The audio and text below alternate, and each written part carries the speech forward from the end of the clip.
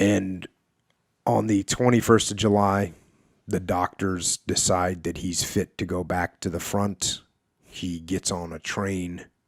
Can you imagine? You go, you fight this battle, you get wounded, you come back, you're watching guys come in that are severely wounded, shell shock, mustard gas, and then they say, oh, okay, by the way, now you're good to go. We're going to send you back out to the front. Like, you think you got that $1 million wound that we talk about in a bunch of these episodes where people say, oh, I made it off the front.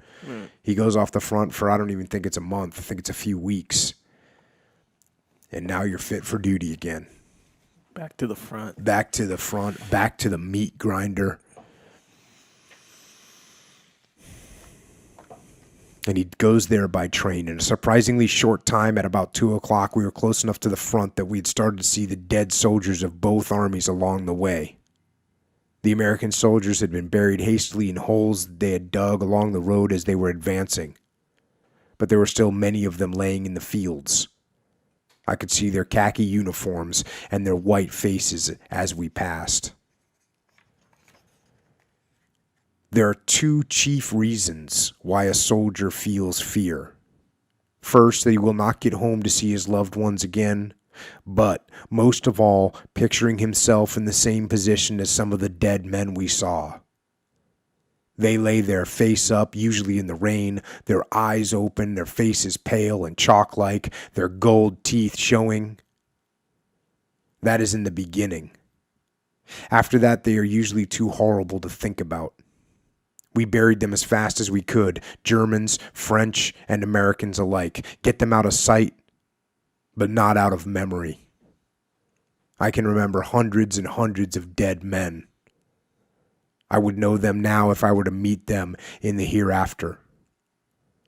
I could tell them where they were laying and how they were killed, whether with shell fire, gas, machine gun, or bayonet. In the beginning, we had a fear of the dead. We hated to touch them. Some of the hardest experience of my life were taking the identification tags from my dead friends. The first dead man I touched was Philip Beketich, an Austrian baker who was with our company. I tried to save his life by carrying him through heavy enemy fire and putting him in one of the cellars of the French houses. He was shot in my arms as I carried him. A few hours later, I found time to go round and find how he was. He was dead, stiff and cold. I had to remove his identification tags, and they slipped down between his collarbones and the flesh of his chest.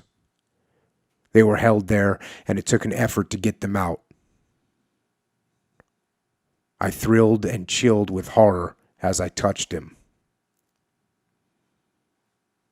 It was hard to touch these dead men at first. My people at home, hearing of what I was passing through, expected me to come back hard, brutal, callous, careless. But I didn't even want to take a dead mouse out of the trap when I got home. Yet over there, I buried 78 men one morning. I didn't dig the holes for them, of course, but I did take their personal belongings from them to return to their people. Their rings, trinkets, letters, and identification tags. You hear these days, people will talk about seeing a dead body and how that's a traumatic experience. And as a matter of fact, my son, he found a dead body, one down on the beach, and one guy fell off the cliff and by my house. I saw that on the news. But right. Yeah. And people were saying, oh, you should make sure you talk about it with him and make sure he's okay and all that. Great, you're concerned. But can you imagine? I mean, you're just seeing dead body after dead body after dead body after dead body after dead body after dead body. It goes on and on and on. Yeah, like that kind of, if you're in that environment, sometimes you could have that kind of desensitized, feeling. But I would imagine it would really come to get you after everything calms down, like how he was saying he didn't even want to take a mouse out of the trial, a dead mouse. Yep. Because it's a reminder in this calm environment, a reminder of just all that death, Yeah. But at the time, it seems like almost like there could be two kinds of reactions to it, where they either get used to it or get tired of it, kind of thing. And then, so if you get tired of it, it'll just weigh on you. But if you get used to it, it just gets less and less impactful, Yeah, well, obviously they had to deal with it. Yeah. They had to detach from it. You couldn't. I mean, it's just like you talk to a doctor that's been in practice for a long time. Eventually, they cannot get emotionally attached to every patient that they had, or they would go completely insane. They wouldn't be able to do the job. And it's the same thing here. Obviously, you can't get emotionally attached to every single body that he's dealing with, but you can tell that it leaves a mark. Yes, fully. And you would think that, I mean, the doctors are a good little analogy, but the thing that the doctor has, and I was talking to Luke, Dr. Luke, we're talking about it. Jade asked him that question, like, does it ever weird you out when you're operating on somebody or whatever? And what doctors get is this sense of, okay, so not only the job, but it's almost like working on a car, because you kind of know all the little working parts and you can fix them, fuse them together, and boom, it works now, kind of. So there's that element of thinking. And then, yeah, sure, on the other side, it's a person. And if you know the guy, it might even be more personal. But in war, it seems way more dark, because the guy's not supposed to be dead. The goal is to live and to win the war. Death is literally like the worst case scenario for the person, or one of them.